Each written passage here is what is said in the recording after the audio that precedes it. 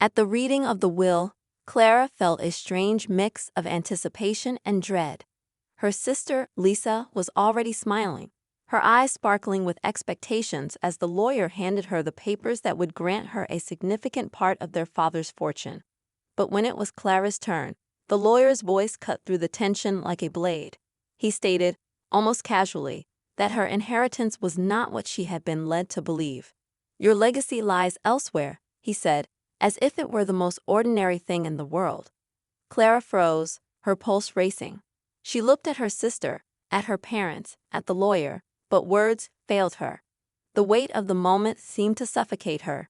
She felt a knot form in her stomach, the kind that comes from being blindsided. What was hidden from her? Why had her parents never mentioned this? Why wasn't she getting the house, the land, or any of the things she had imagined? The room spun around her as the truth slowly began to sink in.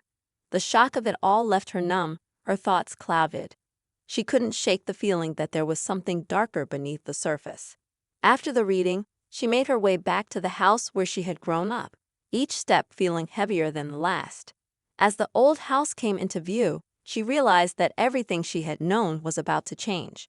Clara Harper sat alone at a small table in a cozy cafe in downtown St. Louis.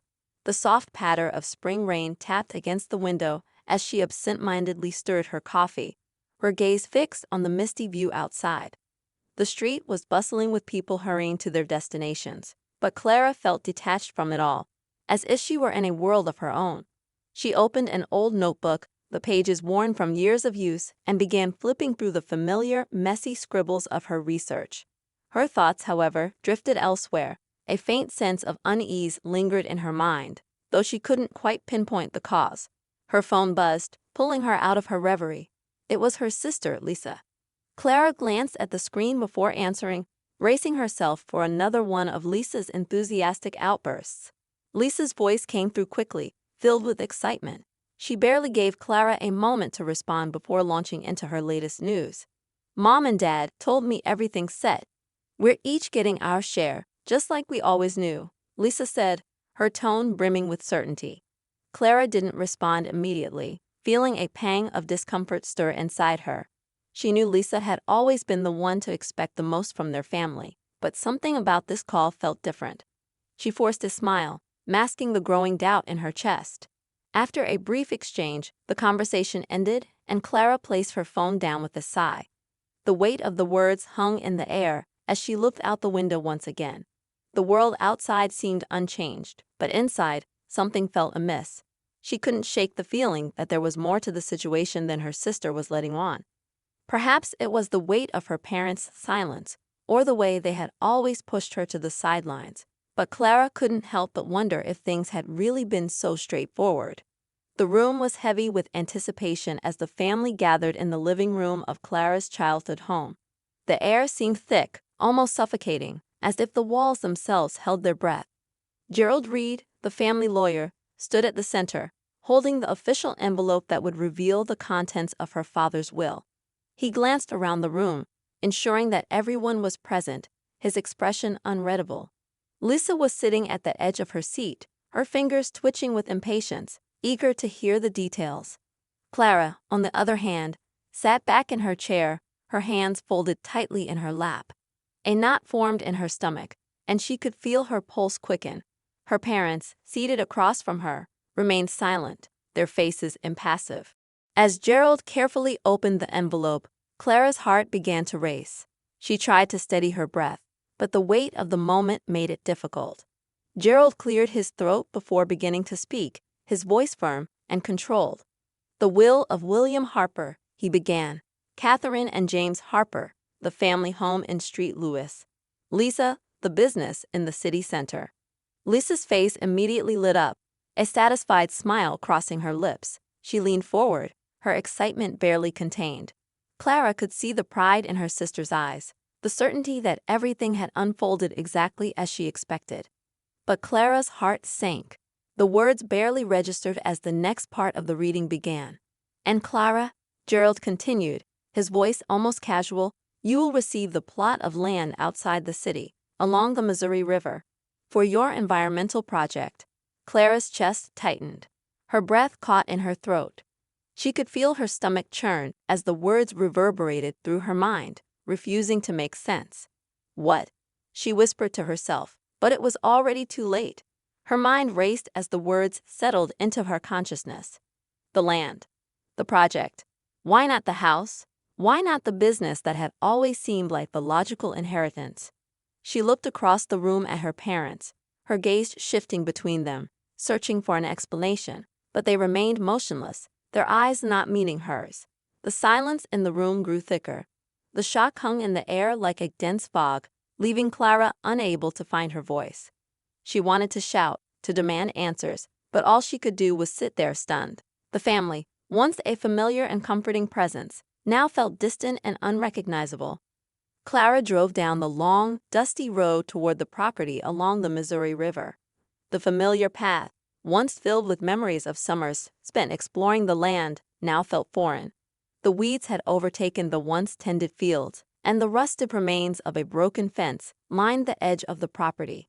Her tires kicked up dirt, the wheels grinding against the gravel with each bump. But her mind was elsewhere, focused on the question that had been haunting her since the reading of the will. Why had her inheritance been so different from Lisa's? Why had her father left her this land, this decaying property that seemed so far removed from the life she had imagined for herself? As the car slowed to a stop, Clara stepped out, the sound of gravel crunching under her boots breaking the silence. She hesitated for a moment, staring at the old, abandoned building in the distance. The structure, once full of life, now stood as a shadow of its former self, windows shattered, and the paint peeling away in the harsh wind. This place, which had been part of their family for generations, now seemed to echo with a strange emptiness.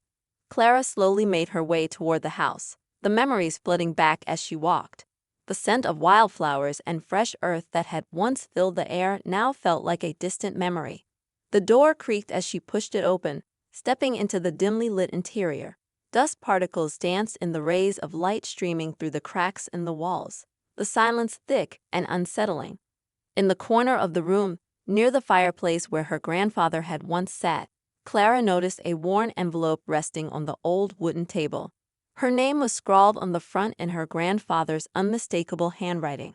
She carefully opened it, the paper fragile beneath her fingers. Inside, she found a letter, dated only months before his passing. As Clara began to read aloud the words that had been left for her, a rush of emotion overtook her. "You are not just a part of this family," she read softly. "You are meant to create something of your own, something that will carry the Harper name forward." The words seemed to hang in the air, reverberating in Clara's chest. Her grandfather, the man she had once admired so deeply, had seen something in her that even she hadn't fully understood at the time. As she stood there, holding the letter, Clara realized that the path he had envisioned for her was far more significant than she had ever imagined. It was a path that demanded her to rise above the family's expectations and create something that was entirely her own. Clara returned to her family home, her mind swirling with a mix of anger and confusion. She had spent the last few days grappling with the weight of her grandfather's letter and the strange sense of betrayal that had followed the will reading. The land, the project. Why had no one told her about it? The silence that surrounded her inheritance was deafening. She needed answers, and she was determined to confront Lisa. Entering the familiar house, Clara could hear the soft hum of conversation coming from the kitchen. Lisa was there, of course, always present, always at the center of their parents' attention. Clara's heart pounded in her chest as she stepped forward. The tension was palpable, the room feeling smaller with every step she took. Lisa turned when she heard the door, and a small, almost smug smile crossed her face. Clara's voice broke the quiet, sharp, and accusing. She needed to know why she had been kept in the dark. "Why didn't you tell me?" she asked, her words hanging in the air like a challenge. "Why didn't you say anything about the land? Why did Dad leave it to me, and why did you keep this from me?" Lisa's expression shifted, a flicker of defensiveness passing across her face. She stood up from the counter, her body tense, arms crossed as if bracing for impact. "You think you were entitled to it," she replied, her voice tinged with bitterness. "You've been gone for years. You turned your back on this family. All you cared about was your projects. What about me? I stayed here. I worked. I built the business. Clara's frustration only grew. She didn't understand. The words felt like a slap, the accusation that she had abandoned her family, when, in truth, she had always felt like an outsider. She stepped closer, her voice rising with urgency. It's not just about money, Lisa. This isn't just about a piece of land. This is about doing something meaningful, something bigger than any of us. I finally have a chance to make a real difference, and you don't even see it. Lisa's face twisted, her own frustrations boiling to the surface. Maybe you could have done something meaningful a long time ago if you hadn't been hiding in your little world, thinking that your ideas could change everything, she snapped. I've been out here, dealing with reality while you've been off doing your own thing. So don't stand there and lecture me about making a difference. The words stung more than Clara expected. She had always known that her relationship with her sister was strained, but hearing Lisa's anger and resentment in such sharp focus made it all feel more personal than ever. The space between them seemed to grow, and Clara realized that despite her attempts to bridge the gap, nothing had truly changed. The conflict was deeper than she had imagined. It wasn't just about the will, it was about years of pent-up resentment, misunderstandings, and a family that had never fully understood her. And now, as the weight of the inheritance settled in, she felt more isolated than ever. Late that night, Clara sat alone in her childhood home, the quiet of the house pressing in on her. She had been turning over the events of the past few days in her mind, trying to make sense of everything: the will, the confrontation with Lisa, the strange inheritance.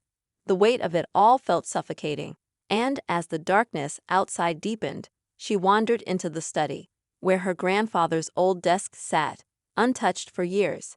It was here that she found it, the hidden part of the will. Beneath a stack of papers, tucked away in the back of a drawer, was a single envelope addressed to her in her grandfather's familiar handwriting. Her hands trembled as she opened it, the old paper crinkling under her fingertips. The letter inside was short but powerful. "You do not need to earn respect. You deserve it," it began. Clara's breath caught in her throat as she continued to read. "I have always believed in your ideas, in your potential to change things. You are not like the others, and I am proud of the woman you've become." The words were so simple, yet they felt like a revelation. The confusion and anger that had been swirling inside her for days began to dissolve, replaced by something else, a deep sense of clarity. Clara stood in the empty room, the letter held tightly in her hands, and for the first time she understood. Her grandfather, despite the distance that had grown between them over the years, had always believed in her. He had seen her potential long before she had recognized it herself. His support had never wavered, even as the rest of the family had grown silent and distant. In that moment, the weight of her family's disapproval no longer seemed as heavy. She had spent so many years trying to prove herself, trying to earn their love and respect. But now she realized she had never needed to. Clara's eyes filled with tears, but she didn't let them fall. She whispered the words aloud, the truth finally sinking into her heart. "Now I know what I need to do." The path was clear now, more than ever. It was her time to stand on her own, to stop seeking validation from those who had never truly understood her. She had a purpose, something real to build, something that would honor her grandfather's faith in her. And for the first time, Clara felt a sense of peace. She wasn't just chasing a dream anymore. She was finally ready to live it. Clara stood at the entrance of the newly built environmental center, the soft hum of the wind through the trees and the distant sounds of the river offering a sense of calm. It had been months since the discovery of her grandfather's letter, and now, as the center began to take shape, she could feel the weight of its significance. This place was more than just an ecological project. It was a manifestation of her vision, of her belief in the power of change, and a tribute to the legacy her grandfather had left behind. As she walked through the center's facilities, Clara was filled with a sense of pride. The space, once nothing but a piece of unused land, was now alive with purpose. There were community gardens where locals could learn sustainable farming practices, a greenhouse filled with native plants, and small classrooms where children from nearby schools would be taught the importance of conservation. Every corner of the center reflected Clara's commitment to something greater than herself. But it wasn't just about the center, it was about bridging the gap between her past and the future she had always wanted. Clara had spent so much time fighting against the expectations of her family, trying to prove that she was worthy of their recognition. Now she had something tangible to show them, something that could not be ignored. Clara had invited Lisa to visit the center, knowing that this was the moment to show her what she had built. She needed Lisa to see that her work wasn't just a personal dream, but something that could unite them. Lisa arrived, her presence as expected, sharp, cautious, yet curious. Clara led her through the center, pointing out the features and explaining the programs that were already in place. As they walked through the spaces, Lisa's guarded expression slowly softened. She took in the people working, the children learning, the land transforming. It was clear to Clara that Lisa was beginning to understand. This wasn't just a project, it was a vision, one that could bring change, not just for Clara, but for their family and the community. Lisa said nothing for a long while, her eyes lingering on the various parts of the center.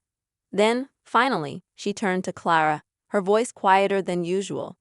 You really did it," she said, her tone carrying a mix of awe and something else. Recognition, perhaps. Clara met her gaze, her own expression calm but steady. She had done this, not for validation, but for herself, and now she was at peace with that. "I did it for us," Clara replied softly. Her words weren't just for Lisa, they were for herself, too. She had found her path, her place in the world, and it no longer required approval. As they stood together, overlooking the work that had been done, there was a sense of understanding between them.